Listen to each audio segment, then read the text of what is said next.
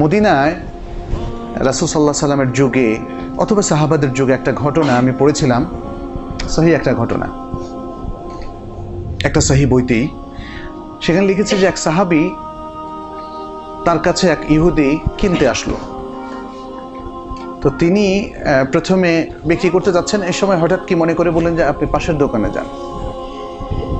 তো ইহুদি সে পাশের দোকানে গেল, গিয়ে দেখে যে তারই জাত ভাই ইহুদি। তো সেখান থেকে সে কিনলো, কিনে হঠাৎ তার কৌতূহল জাগলো যে উনি কেন আমার কাছে বিক্রি করলেন না, তার দোকানে তো দেখলাম যে একই জিনিস আছে, তারপর তিনি কেন আমার পাশের দোকানে পাঠালেন। আবার চলে আসলেন, জিজ্ঞেস করলেন, ভাই আপনি নিজে বিক্রি না করে অন্য দোকানে পাঠালেন কেন? আপনারটা কি ভেজাল নাকি কি? বলছে না, আমারটা পিওর, সবই ঠিক আছে, আমার আজকে অনেক বিক্রি হয়েছে, কিন্তু আমি লক্ষ্য করলাম পাশের দোকানদার তার বিক্রি হয়নি, এই জন্য তাকে আমি পাঠিয়ে দিয়েছি, কারণ তাতে আপনার মতো আরও দু একজন কাস্টমার পেলে তার আজকের রোজগার যথেষ্ট হবে। পাশের যে ব্যবসায়ী সে ছিল ইহুদি। এ হচ্ছিল আসলে সাহাবাদের আখলাক, সাহাবাদের আখলাক। তো ওই গল্পের মধ্যে বলেছিল যে এই লোকটা ইসলাম কিনে চলে গেল, সে জিনিস কিনতে আসলো, এখন কি কিনে নিয়ে গেল? ইসলাম।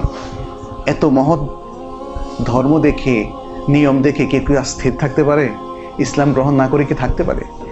এ হচ্ছে মুসলিম সেই সাহাবা ব্যবসায়ীদের ক্যারেক্টার, বৈশিষ্ট্য, সৌন্দর্য, বিউটি। কিন্তু আজকে কোথায় কোথায় সেই সৌন্দর্য? আজকে একজন আরেকজনকে ঠকানোর জন্য কি প্রাণান্তকর চেষ্টা, দুর্নীতি, ধোঁকাবাজি, ঋণ খেলাপি, অর্থনৈতিক কর্মকাণ্ডকে সুন্দর করুন, বৈধ করুন এবং শরীয়তের আঙ্গিকে পরিচালনা করুন, তাহলে এই ভূখণ্ডে আল্লাহ তাআলার বরকত নেমে আসবে, কারণ তার ওয়াদা, ইন্নাল্লাহা লা ইউখলিফুল মিআদ, আল্লাহ কোনো ওয়াদা কখনো ভঙ্গ করেন না। আল্লাহ তাআলা আমাদের সবাইকে তৌফিক দান করুন। হাযা ওয়া সাল্লাল্লাহু সাল্লাম আলা নবিয়িনা মুহাম্মাদিন ওয়া আলা আলিহি ওয়া সাহবিহি আজমাইন।